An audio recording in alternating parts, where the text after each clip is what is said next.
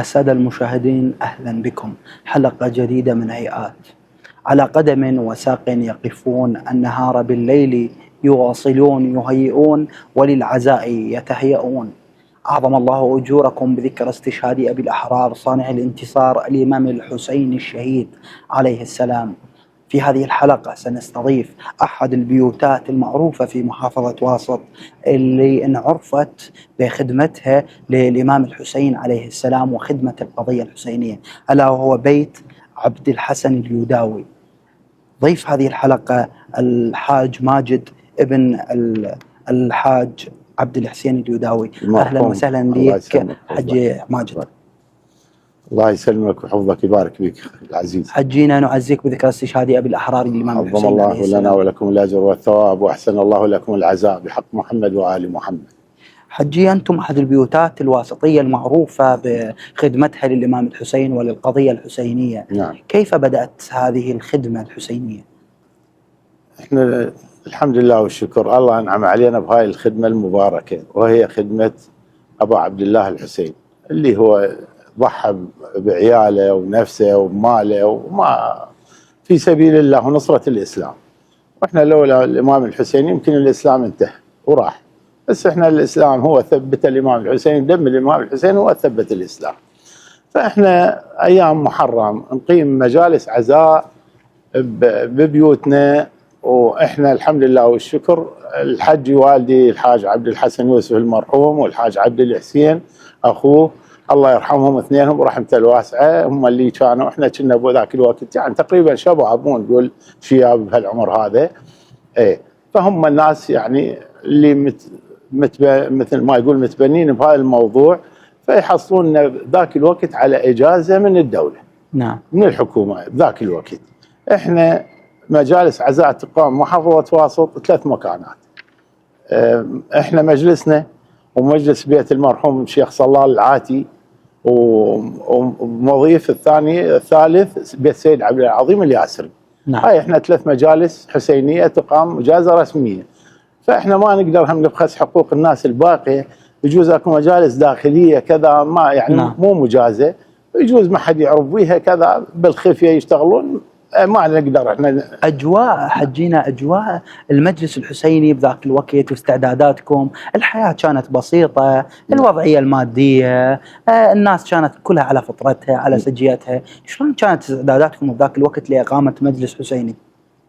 احنا نقول الحمد لله والشكر. انا قلت لك احنا من الله منعم علينا شويه ذاك الوقت، خير من الله. نعم. وهاي الناس تشوف والله يعني انتهى العالم، ولو قلت لك هي شغله الناس خايفه وكذا وهاي، بس هو شنو من يجي الموكب الامام الحسين والمجلس هذا مجلس العزاء، تشوف الناس تتوافد علينا. كانت ذي السيارات الوقت ذاك الوقت السيارات القديمه 18 راكب والغيرها وكذا، والسيارات الزغار، فتشوف كل مجاميع تجي بهاي السيارات، يعني مو مثل هسه كل من سيارته وكذا. فتصير الحمد لله والشكر، وتجينا ناس اعداد هائله والحمد لله والشكر. الله يسهل الامر، هو ما زال للامام الحسين سبحان الله، يمكن ما اقول لك نحتاج في شيء. نعم. والله يسر امرنا والحمد لله.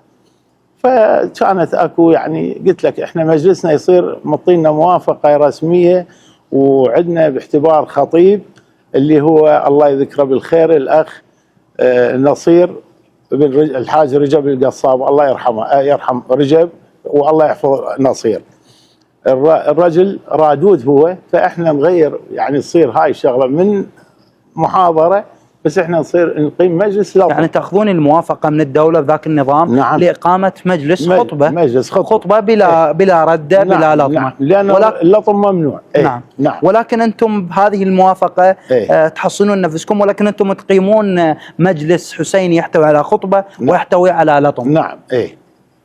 حجينا شلون توازن او شلون توازنون كنتوا بين القضيه العاطفيه اللي هي اللطمه الدمعه النعي، والقضيه الفكريه اللي هي الخطبه الحسينيه؟ احنا قلت لك هاي الامور يعني من قاعد تصير هيك، احنا الناس جوعانه، او مثل ما يقول شلون متعطشه للقضيه، جوعانه متعطشه لهذا الموقف، لانه ماكو ممنوع، مو مثل هسه هذا الوقت. هسه ما شاء الله المواكب والمجالس وغيرها، يمكن بكل شارع بين بيت وبيت تلقى مجالس وغيرها. كانت ماكو، فتشوف الناس تجي بلهفه وتجي مرتاحه وتجي كذا وهاي، ورغم الظروف كانت صعبه، ظروف صعبه ذاك الوقت، بس الناس تجي بلهفه ومرتاحه لهاي الشغله. حجينا كانت الناس على فطرتها على سجيتها. نعم.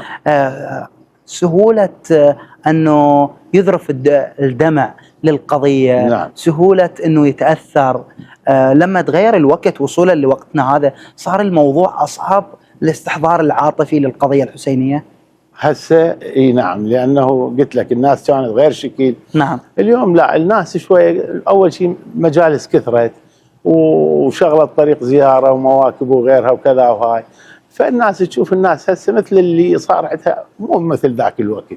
نعم. اي، وبعد هاي كل واحد وطبيعته. زين حجي، انتم بشبابكم لما كنتم شباب تخدمون في هذه القضيه الحسينيه، جاي يشوفون شبابنا بهذا الوقت نفس لهفتكم، نفس تعطشكم للقضيه، اندفاعكم للقضيه، قل زاد ام هو ذاته؟ اكو شباب هسه اليوم كل واحد وطبيعه حاله، الانسان الملتزم بدينه وكذا، بصلاته بصومه بغيرها بهاي الامور، يمكن تشوفه يتابع هاي القضايا والمجالس الحسينيه وما يترك المجالس وما يترك المواكب وخدمه الزوار، يفرح بها. من تجي هسه تشوفه يعوف العمل مالته ويعوف يطلب اجازه من دائرته ويجي يجي يخدم بالمواكب الحسينيه. مرات يمكن ما يحصل اجازه، يجي يشتغل له ساعه ساعتين بالموكب ويروح، في سبيل شنو يحصل على مود يحصل، يقول لك انا حصل لي اجر. نعم. ويرجع. الانسان الزين هو مثل ما يقول مستقيم على هذا الطريق، طريق الامام الحسين. واكو ناس شباب وغيرها مع احترام هسه، لا بالعمر ترى هي، لا نعم. بالكبير ولا بالصغير. نعم. تشوف شباب لا والله يمكن اقول لك احسن مع احترامي، تشوف الشيبه ما له شغله بهاي، اكو ناس. نعم. وتشوف شباب لا متفاعل ويا القضيه الحسينيه ويخدم ويجي ويحضر مجالس ويحضر غيرها، والحمد لله، ونسال من الله الهدايه للجميع. حجينا هناك بعض شبابنا بهذا الوقت، انا ما اعرف بالوقت السابق ولكن اعرف هذا الوقت. نعم. انه يقول لك هو ما يصلي ويقول لك قضيه الامام الحسين وحدها كافيه تعوضني حتى عن الصلاه مثلا، فهل هذا الموضوع صح برايك؟ احنا بالنسبه لنا، انا بالنسبه للراي هذا انا اقول لا، احنا الواجب واجب والمستحب مستحب. هسه احنا صحيح مرات يقول لك يا انت زياره الامام الحسين عليه السلام تعادل كذا عمره وكذا حجه وكذا، زين، بس هي زياره مستحبه. نحن هاي الامور المستحبه لا، اهم شيء الواجب، انا اريده يلتزم بصلاته وصومه بالواجبات، وبعدين خلي هاي الامور الثانويه المواكب والزياره والغيرها المفروض اول مره يطبق عليه، وبعدين هاي بها بركه ان شاء الله له. ان شاء الله. حجي استاذنك بالذهاب الى فاصل ومن ثم نرجع. احبتي المشاهدين فاصل ونواصل.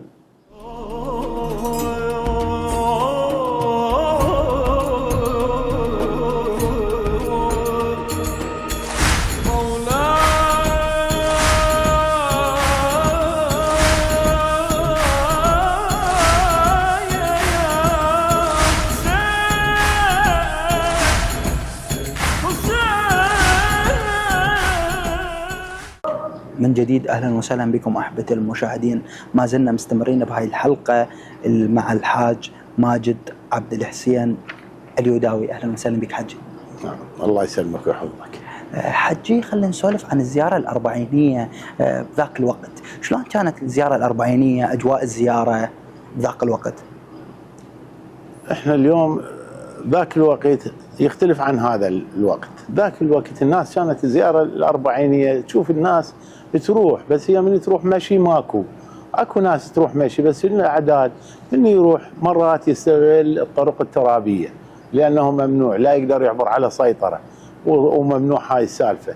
مرات تروح بسياره زياره عادي، بس هي المشكله مرات حتى بالزيارات المناسبات من تروح بسيارات يحاسبون ويعطلون ويرجعون ويتعبون الناس، اكو عرقله بالطريق. بس اللي يمشي مشي يستغلون الليل يمشون وبالنهار ينامون بالبيوت، ويستغلون الطرق الترابيه والمزارع ويمشون بها، يخافون من الحكومه ما يخلونه. حجي، تستذكر لنا موقف حصل وياك بزياره الاربعينيه بذاك الوقت؟ انا بالنسبه لي لا. نعم. نعم. سمعت من اهلك، بس من سمعت اكو من نعم. مقربين؟ نعم. اي نعم. واخذوهم وقطعوا الطريق عليهم ورجعوهم وسجنوهم وكذا، وهاي موجودين هواي اصدقائنا واخوتنا واقربائنا. اي اكو حالات صارت هاي تابعوهم حتى يعني يلحقونهم للطرق الريفيه ويلزموهم ويرجعوهم. لما تصل قبة الإمام الحسين وأنت عبرت هذه مثل ما قلت الطرق البديلة، نعم. الطرق الترابية الوعرة، نعم. تصل للحسين وترى قبة الحسين، ما هو إحساسك ذيك اللحظة؟ احنا مرات هاي المشاعر واحد ما يقدر يتحملها، لأن أنا مثل ما يقول عبرت خلصت من الموت هذا الطريق ووصلت البر الأمان، فأنا من أشوف الإمام الحسين وصلت أقول البر الأمان، فترتاح نفسيا وتشوف يعني نفسيتك ارتاحت بأنه أنت حققت فت هدف، والهدف هذا نجحت فيه والحمد لله الله وفقك فيه. أنت قلت أن الإمام الحسين بر الأمان. نعم. ما هي اللحظة التي أحسست أن الحسين هو بر الأمان؟ احنا مرات واحد يوقع بضيج، نعم. يوقع بموقف، يصير له موقف من يذكر الإمام الحسين ويذكر أهل البيت، من الله يخلصه من هاي الموقف، يعني يقول لك أنا بالنسبة لي والله أهل البيت هم اللي يخلصون من هاي الشدة. أنا أذكر في اليوم يعني غير هاي الشغلات كنت عسكري، وذاك الوقت إحنا بحرب إيران هناك، فسيارتي عطلت، سيارة عسكرية عندي وعطلت السيارة العسكرية، وإحنا بجبهة وحرب وهجوم صاير ومشتعل نار. والله يمكن من قمت أذكر أهل البيت زين أرتاح، وحتى خوف ما يظل على بالي، والله سهل أمري ومشيت وطلعت وخلصت. فإحنا هذا يعني هاي المواقف قلت لك الإمام الحسين عليه السلام والفضل العباس عليه السلام، فالناس من تروح لهم قضاء حوائج وتشوفه تسمع من ذاك ومن ذا هذا وغيرها، هذا طيب فلان، هذا الله رزقه ذريه، هذا كذا، هذا هيج زين، هذا حل مشكلته راح للامام واخذ من تربته واخذ البيرغ واخذ كذا، واكو هواي اكو شغلات هي مثل ما يقول صارت. نعم. فالحمد لله والشكر كرامات اهل البيت هوايه يعني. ايه. أنت خدمت الإمام الحسين، هل أحسست في لحظة أن خدمتك مقبولة؟ والله الحمد لله والشكر، احنا ما زال نيتنا صافيه لله، وما عندنا لا رياء ولا طمع ولا فرد شيء ولا ابد. انا من مثل ما يقول انا اذب مالي وتعبي وجهدي وغيرها، وهاي انا من اذبهن بطريق صحيح، انا نيتي خالصه لله. فانا متاكد انا اقول اي واحد نيته خالصه لله الله يوفقه بعمله. اي عمل هذا مثل ما يقول، فكيف انا العمل لاهل البيت. نعم. زين حجي، انتم يعني عائله معروفه تبذلون الغالي والنفيس تصرفون، رب احدهم يقول ليش ما تعطونهن للفقراء؟ هسه احنا جانب الفقراء ما تاركين من عند هالموضوع. نعم. ما خايفينه الله العالم. هسه احنا ما نريد نقول يابا مثلا احنا مسوين فلان شيء زين، احنا ما هذا الموضوع توزيع الفقراء ومساعده الناس وغيرها ما تاركينه. انا في اليوم صارت احداث الموصل عندي اصدقاء، نعم، ثق بالله اجون 32 عائله، 32 عائله بيتتهم ببيتي وببيوتنا ووزعناهم وشفنا لهم مكانات ورتبت لهم مكانات، واخر شيء واحد من عندهم قال انا ما اروح ابقى يمك، وبنيت له بيت وبيته يمي هسه بقى. وبعدين سبحان الله الاب توفى واخذته دفنته بالمقبره مالتي، وهذاك هو موجود هسه بالمقبره مالتي. هسه اذا تريد اشوفك صوره التليفون جمعكم الحسين وحب الحسين ومبدا الحسين طبعا هو زين. قام الولد هسه من الموصل بالمناسبات يجون بيوم الخدمه، يجون هنا يخدمون وياي بالموكب مالتي اللي هي سوا بالكوت، يخدمون وياي بالموكب ايام الزياره. حجي بذكر اهالي الموصل، انت قبل الحلقه سولفت لنا موقف صار وياك. نعم. ايام الخدمه، ممكن نسمع هذا الموقف؟ احنا يعني الخدمه مال الكربله لو هنا الموقف اللي قطعوا بيه الطريق. هذا احنا اخر سنه قبل السقوط. نعم. كان شوف سبحان الله، احنا اليوم هذا سني هذا شيعي هذا كذا، شوف اكو ناس موالاتها لآل البيت ما تخص ترى سني وشيعي. احنا اكو في يوم من الايام اخر ليله تقريبا من ايام العشره الاولى من المحرم، اجانا مدير امن البلده. نعم. الله يذكره بالخير اذا عدل، واذا متوفى الله يرحمه. الولد اسمه عقيد علي من الموصل، عقيد محمد من الموصل. عقيد محمد اجانا للمجلس، المجلس العزاء. فانا من تلاقيت وياه عصر ايدي، سلمت عليه عصر ايدي، عرفت اكو شيء، اكو فات خلل. نعم. فانا ركضت للحجه الله يرحمه ويرحم والديك، قلت له حجي اجى مدير امن البلده علينا. الحج تلقاه اهلا وسهلا استاذ، عشاء قهوه شاي كذا. قال له حجي لا انا كل شيء ما اريد، بس انا بالنسبه لي ما قدرت اليوم، لازم اجيكم لان البارحه اكو واحد جابني موصلها المدير الامن وجابني وراد مثل ما يقولوا، انا عبرت الطريق مالتكم وقلت له تيهت النزله مالتهم طريقهم، فخليتها. رجعت قلت بلكي عسى ولعل ما يجين، اليوم رجع عليها مره ثانيه، فبعد ما قدرت لازم اجيكم. فانا هسه لو ما اخاف من صدام حسين، والله هذا كلامه يعني قدامي انا واقف، وقال للحجي لو ما اخاف من صدام حسين يعدمني الا انزع هسه القميص مالتي هذا والطم ويا هاي الناس. يا جزاك الله الف خير. ثاني يوم مدير الامن ودع على الحجي، قال له تجي، راح له. لما راح له قال له انتم شلون تلطمون؟ احنا نعطيكم اجازه بس مجرد مجلس ومحاضره دينيه وينتهي الموضوع. العقيد هذا قال له سيدي انا بالنسبه لي من رحت ولقيت الجماعه ما لقيت عندهم لطم. هذا اللي يتحدث اللي هو من المذهب الاخر. اي نعم. نعم.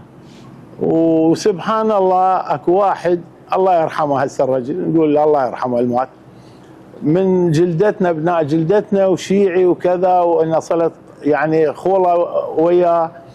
قال له حج عبد الحسن ايران حرمت اللطم وانت ترجع تلطم؟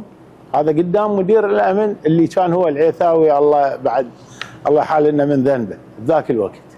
زين. فشوف قيس النسبه بين يعني اللي افهمه من كلامك انه قضيه الحسين هي قضيه عابره للطائفيه. نعم. للعنصريه، للمسميات، لكل المذاهب، لكل الاديان، لكل القوميات، للانسانيه جمعاء. نعم. الحاج ماجد عبد الحسن اليوداوي، شكرا جزيلا لك. الله يبارك فيك. الله يحفظكم حج. إلى هنا نصل وإياكم أحبتي المشاهدين إلى نهاية هذه الحلقة. انتظرونا في الحلقة القادمة من برنامج هيئات.